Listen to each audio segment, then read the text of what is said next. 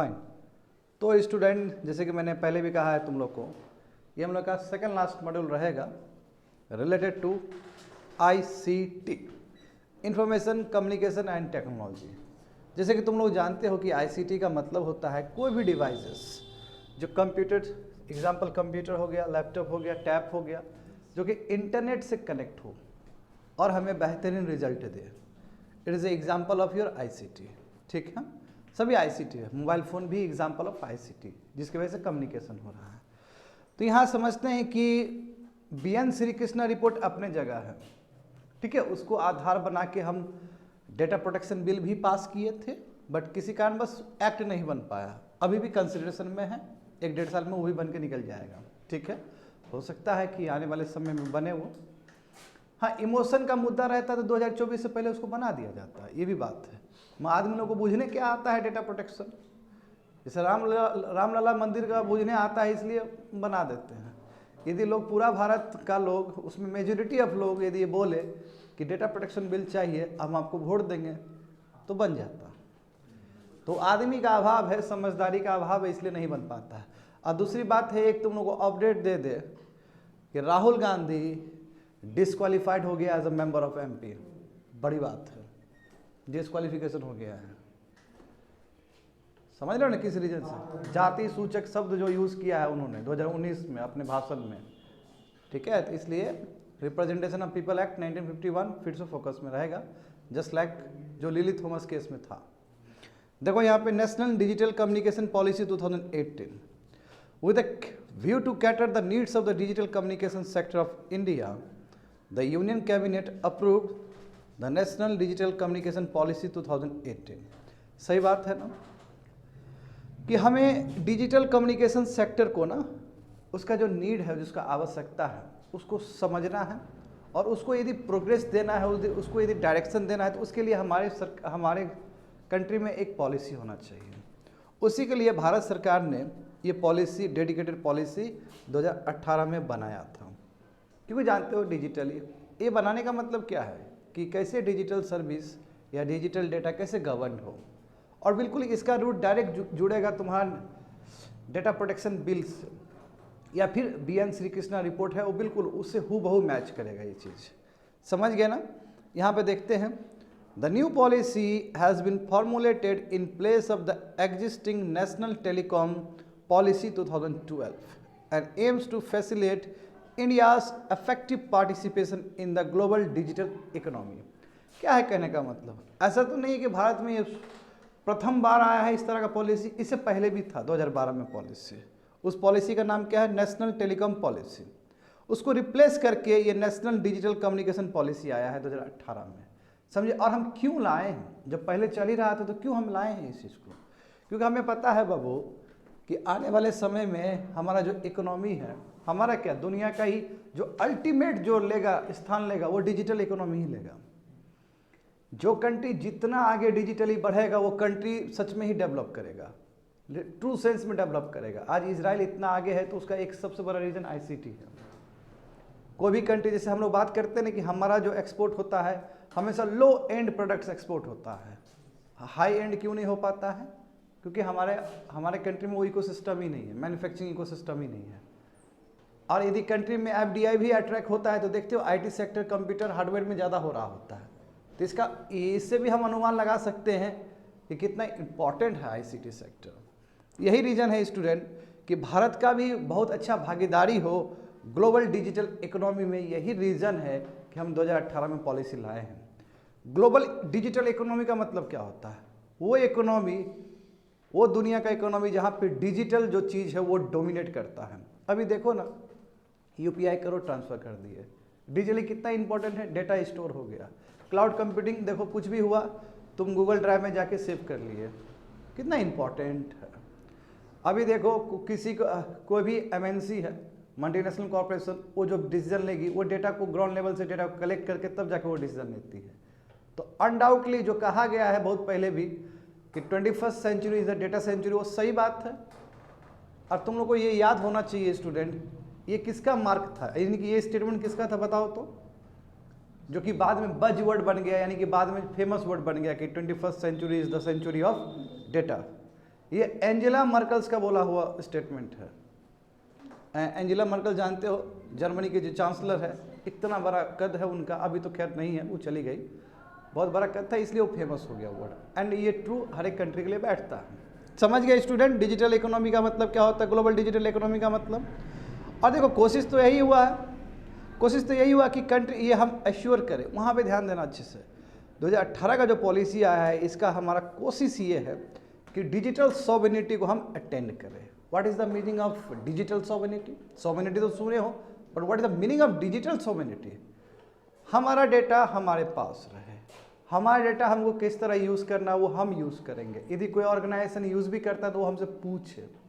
That's called digital sovereignty, यानी कि data localisation.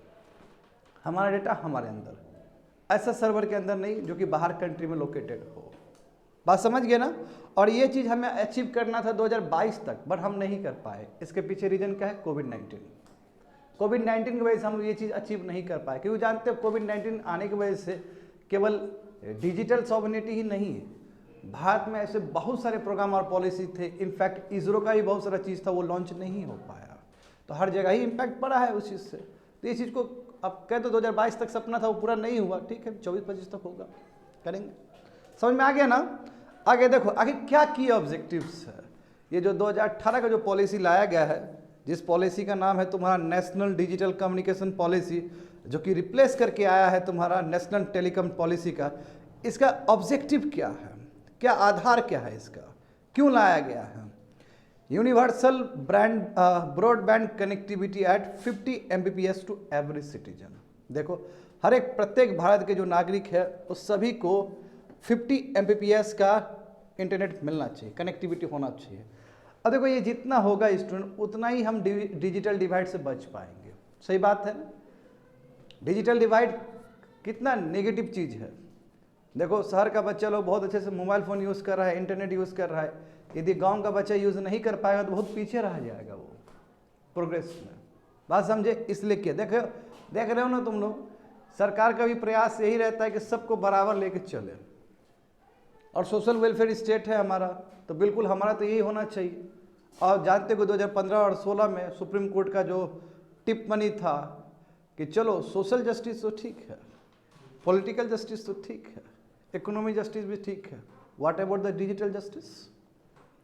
ये सोचने वाली बात है, और सरकार ने इस चीज़ को गंभीरता से लिया है। और जब सरकार गंभीरता से लिया है तो पॉलिसी में दिखेगा वो चीज़, और हमें दिखता है वो अभी भी कि हर कोई इंटरनेट यूज़ कर रहा है, और गांव देहात में भी लोग यूज़ कर रहे हैं इस चीज़ का। और बिल्कुल इसी पॉलिसी का वो एक्सटेंशन है स्टूडेंट, ठीक से समझोगे तो यूनिवर्सल ब्रॉडबैंड सबको मिलना चाहिए, 50 Mbps हर एक सिटीजन को मिलना चाहिए। हाँ 2020 तक, जो कि नहीं हो पाया because of the Covid and other infrastructure problem. इसमें एम ये था कि 1 Gbps कनेक्टिविटी ग्राम पंचायत तक पहुँचाए, ग्राम पंचायत तक पहुँचाने का बात था। तो अब देखो तुम पहले से ही जानते हो, तुम लोग कितना एडिटोरियल्स भी पढ़े हो, ये जानते हो कि जो टेलीकॉम सेक्टर वाले लोग सब है, प्राइवेट सेक्टर, वो जाना नहीं चाहते गांव देहात में, क्योंकि रेवेन्यू जनरेट होता नहीं वहाँ पे। तो उस समय ऐसा बात है, सरकार डेडिकेटेड फंड बनाएगी या सरकार मदद करेगी, उसको इंसेंटिव देगी कि जाइए कोई बात नहीं हम देंगे आपको पेमेंट, तो प्रयास कर रही है। तो प्रयास के हिसाब से क्या होना चाहिए था कि 1 Gbps कनेक्टिविटी ग्राम पंचायत में भी होने चाहिए थे, और पूरा भारत यानी कि, और यही चीज़ बढ़ के 2022 तक 10 Gbps हो जाना चाहिए था, बट नहीं हुआ है बिकॉज ऑफ द कोविड-19 एंड अदर इंफ्रास्ट्रक्चर प्रॉब्लम्स।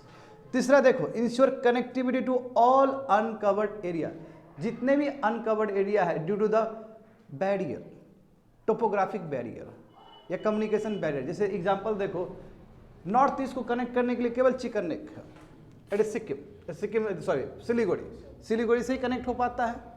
अब ये कनेक्टिविटी बढ़ाने के लिए भारत सरकार क्या प्रयास नहीं की है? ट्राइलैटरल हाईवे, कालादान प्रोजेक्ट, कोशिश तो की है, सब रूम का वो भी तुम्हारा गया है, ट्रेन कनेक्टिविटी हुआ है, ताकि बांग्लादेश प्रोवाइड कर सके कनेक्टिविटी हमारे नॉर्थ ईस्टर्न स्टेट्स को, कोशिश तो किया है अपने भर, समझ रहे हो ना? तो जो भी अनकवर्ड एरिया है because of the several reasons, वो सबको कवर्ड करना इंटरनेट से, समझ गए ना? अट्रैक्ट इन्वेस्टमेंट, $100 बिलियन का इन्वेस्टमेंट अट्रैक्ट करना डिजिटल कम्युनिकेशन सेक्टर में, जो कि पॉसिबल है क्योंकि भारत बहुत बड़ा मार्केट है, और हम जानते हैं कि आईटी नेटवर्क में भारत ऐसे भी सबसे ज़्यादा FDI अट्रैक्ट करती है, सर्विस सेक्टर में स्पेशली, है ना? 1 मिलियन मैन पावर, यानी कि लगभग 10 लाख आदमी को ट्रेन करना, ताकि न्यू एज स्किल वो डेवलप कर सके, है ना। स्टार्टअप को प्रमोट करो, पेटीएम टाइप को और आगे बढ़ा दो, इस तरह की चीज़ करना। IoT इकोसिस्टम को क्या करना, और व्यापक बनाना, ताकि 5 बिलियन कनेक्टेड डिवाइसेस, मतलब 5 बिलियन डिवाइसेस वो कनेक्ट हो सके। जानते हो IoT का बहुत बड़ा ही स्कोप है आने वाले फ्यूचर में। IoT जितना आगे बढ़ेगा उतना ही हमारा जो ऑब्जेक्ट है उतना ही स्मार्ट हो पाएगा। जितना ही ऑब्जेक्ट स्मार्ट होगा उतना ही आदमी का जो डिसीजन होगा वो उतना ही स्मार्ट होगा। सही बात है ना। IoT का मतलब यही था जी, कि जितना भी ऑब्जेक्ट है वो सब इंटरकनेक्टेड हो जाएगा। जितना ही इंटरकनेक्टेड होगा उतना ही हमारा डिवाइस स्मार्ट हो जाएगा। जितना ही हमारा डिवाइस स्मार्ट होगा हमारा डिसीजन उतना ही स्मार्ट होगा, इंटेलिजेंट होगा। समझ गया ना। Establish a comprehensive data protection regime for digital communication that safeguard the privacy, autonomy and choices of individuals। कहने का मतलब क्या हुआ स्टूडेंट, एक कॉम्प्रहेंसिव डेटा प्रोटेक्शन रिजीम होना चाहिए। बिल्कुल इसी को मद्देनजर रखते हुए पार्लियामेंट ने डेटा प्रोटेक्शन बिल पास करने का प्रयास किया, और उसका क्ल्यू कहाँ से लिया, BN श्रीकृष्णन कमिटी से, ठीक है। ताकि जो भी डिजिटल कम्युनिकेशंस हो रहे हैं, जहाँ तुम फेसबुक यूज़ कर रहे हो, है ना, मैसेंजर यूज़ कर रहे हो, दुनिया भर का चीज़ यूज़ कर रहे हो, उसमें तुम्हारा प्राइवेसी बचा रहे, तुम्हारा डेटा को कोई गलत यूज़ ना करे। ऑर्गेनाइजेशन मतलब कुछ भी हो सकता है, सरकार भी हो सकता है, कोई इंडिविजुअल भी हो सकता है, कोई कॉर्पोरेट भी हो सकता है। समझ गए ना। तुम्हारा ऑटोनॉमी बहाल रहे, प्राइवेसी बचा रहे, और जो चॉइस है इंडिविजुअल का वो चीज़ पे भी काम होना चाहिए, वो चीज़ पे भी सेफगार्ड होना चाहिए। समझ गए। ये सब तुम्हारा की ऑब्जेक्टिव है इस 2018 का पॉलिसी का।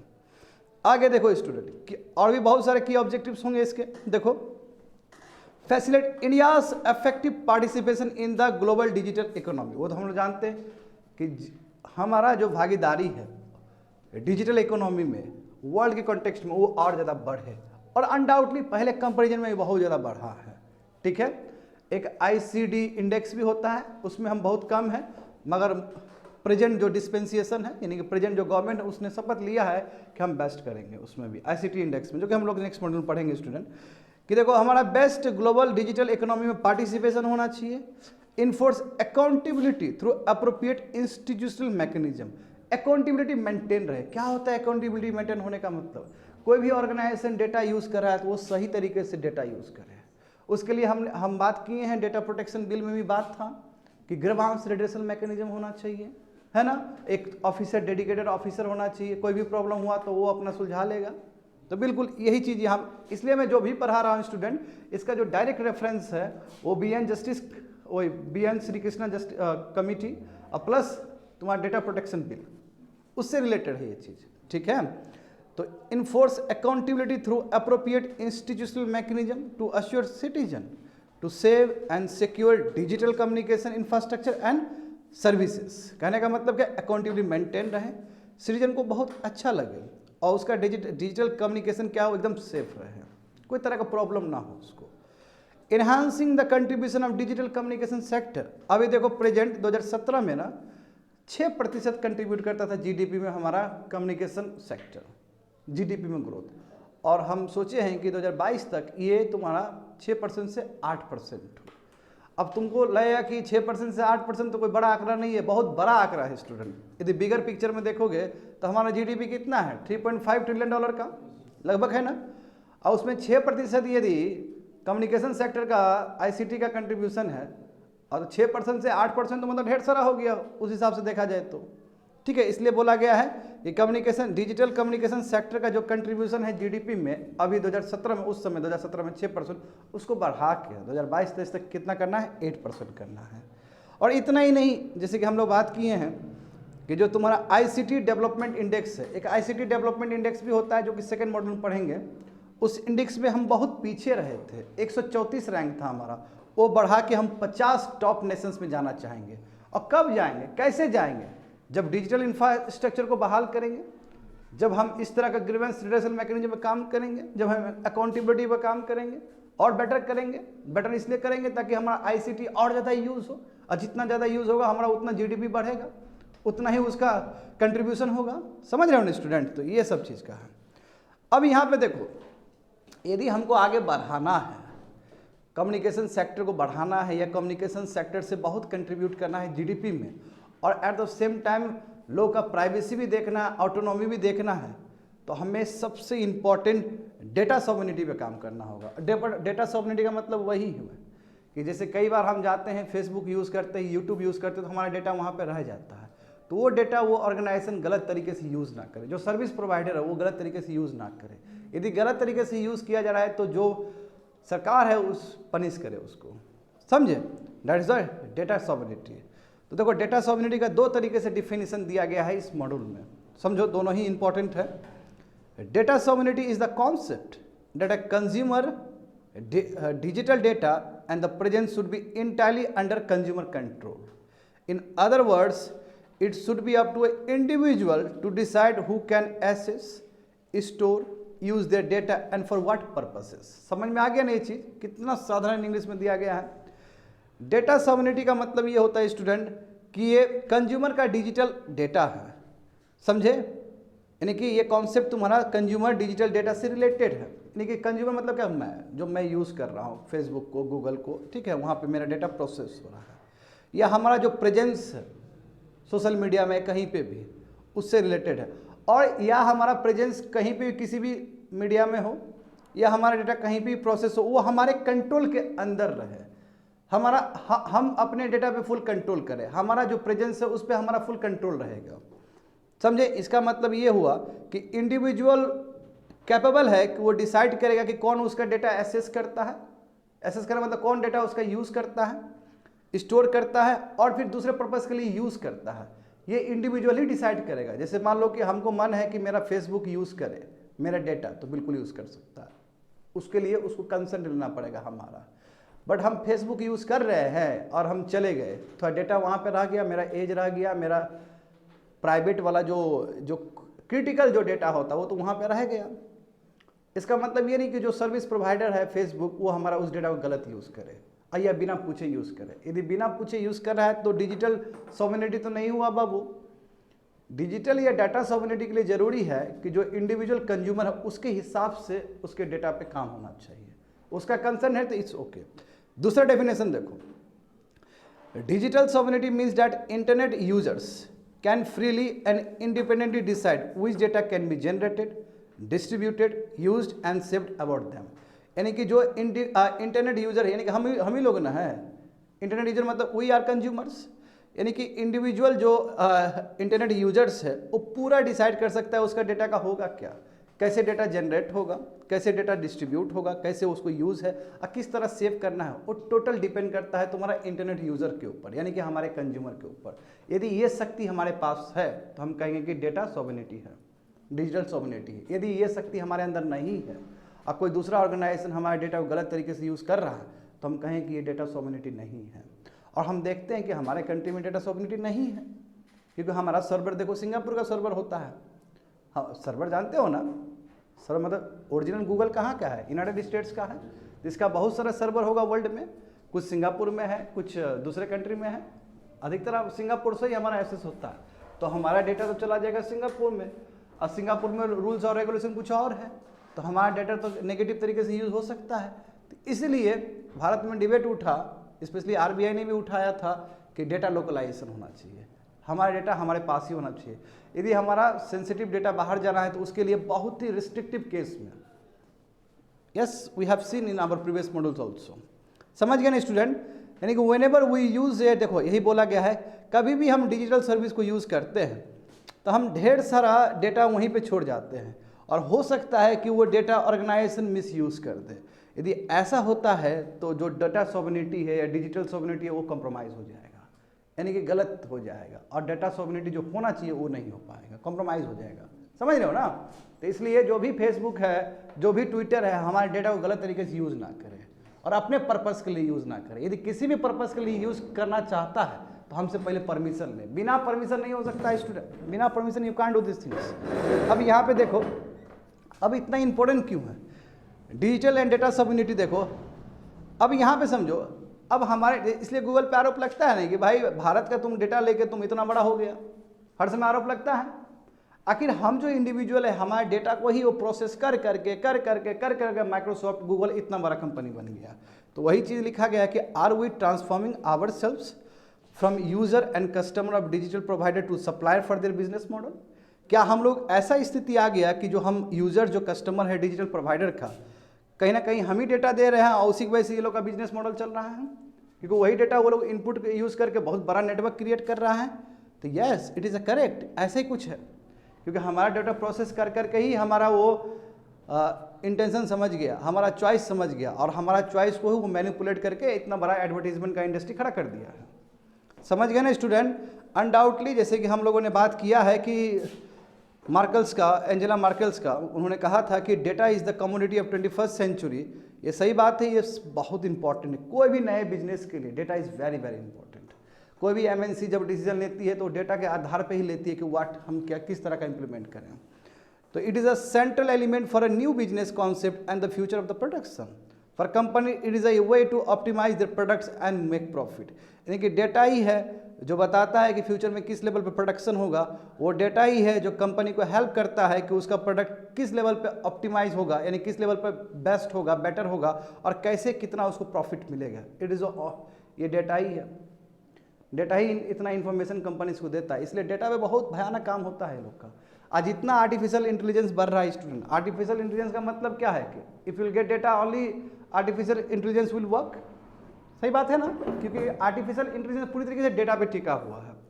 यहाँ पे देख सकते हो, इसलिए so while data collection and processing it is a great for the economy. The catch यानी कि twist is there is no transparency in this area. Users are insufficiently inform which data is being collected and what happens with it. They can not control their own data. और यहाँ problem बताया जा रहा है।